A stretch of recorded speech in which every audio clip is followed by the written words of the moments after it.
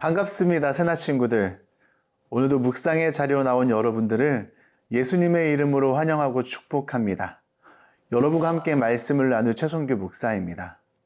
히어로 영화를 보면 몇 가지의 특징들이 있죠.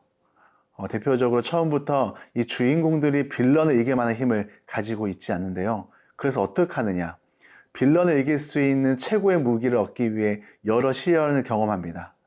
우여곡절 끝에 최고의 무기를 얻은 주인공들은 이 빌런을 멋지게 제압하고 팬들은 환호합니다. 오늘 우리가 살펴볼 본문은 영화가 아닌 실제인데요. 이 거대 장수 골리앗 앞에서 다윗의 무기는 무엇이었을까요? 오늘 말씀을 통해 함께 살펴보고 싶습니다. 오늘의 주제는 최고의 무기입니다.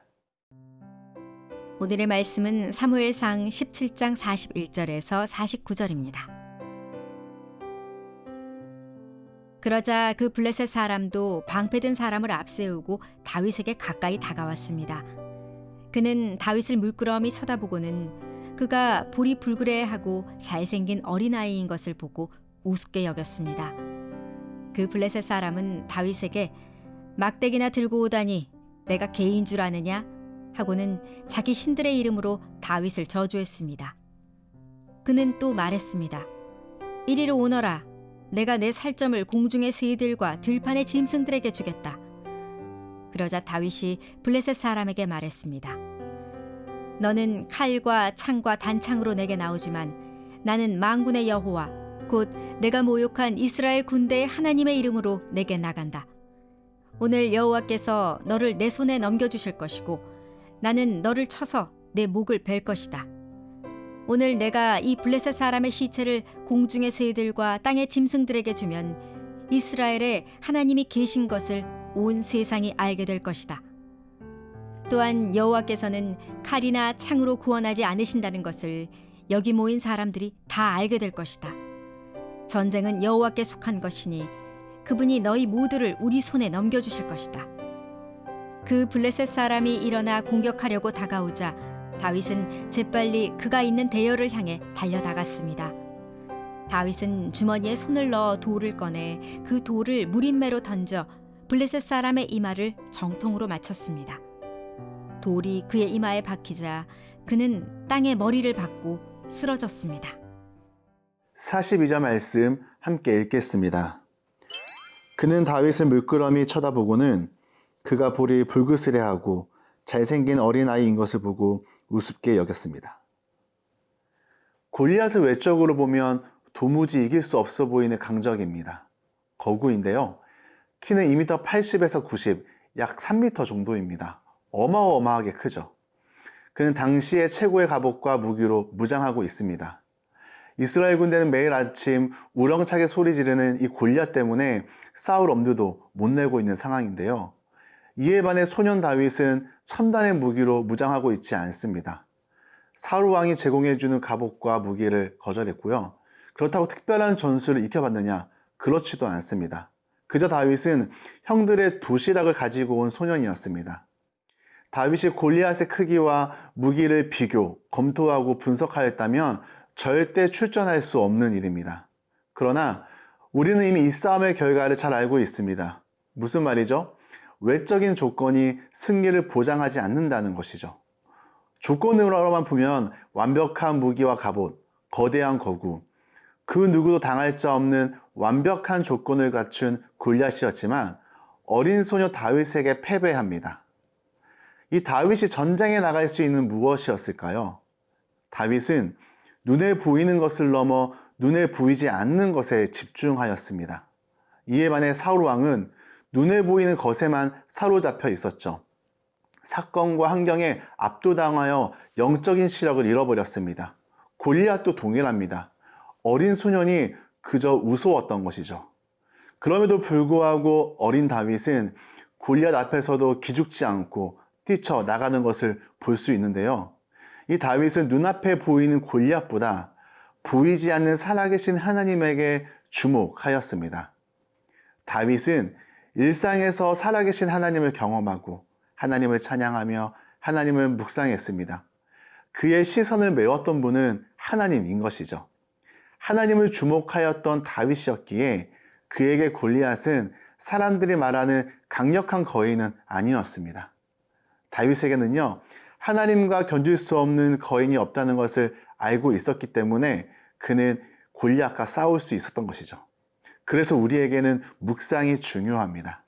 하나님을 묵상하는 것은 사건의 새로운 분석을 하게 하는 힘을 불어넣습니다. 하나님을 묵상하다 보면 하나님을 보았던 눈으로 사물을 보게 되고 사건을 바라보게 되므로 믿음 안에서 새로운 해석이 가능하게 되는 것이죠. 전 이것을 믿음의 시선이라고 말하고 싶은데요. 사랑하는 새나 친구들, 우리의 일상 속에서도 우리를 두렵게 만드는 일상의 골리앗을 마주하게 됩니다.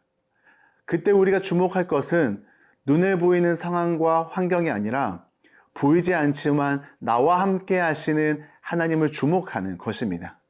믿음의 시선을 통하여 좌절과 낙심이 아닌 주님이 주시는 믿음의 담대함으로 우리에게 찾아오는 거대한 골리앗과 맞서는 우리 친구들이 되길 축복합니다.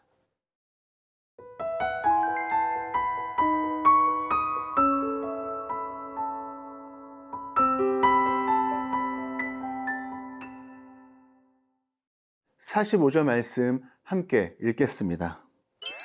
그러자 다윗이 블레셋 사람에게 말했습니다.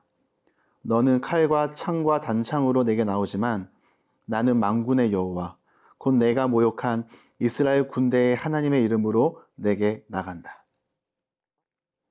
다윗은 수많은 싸움을 이미 해왔습니다. 광야에서 사자와도 싸웠고 맹수와도 싸웠죠. 그때마다 자신의 힘만으로는 싸울 수 없다는 사실을 알고 하나님의 지켜주심을 경험하였습니다. 그리고 오늘 그렇게 함께 하신 하나님을 기억하며 이 믿음의 기억들을, 믿음의 추억들을 소환해서 현재형 믿음으로 골리앗 앞에 나아갑니다.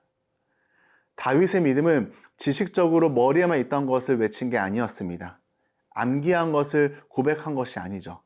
막연하고 맹목적인 믿음도 아니었습니다. 다윗은 평소 일상에서 경험하였던 믿음의 추억과 함께 실력이 뒷받침되고 있었는데요.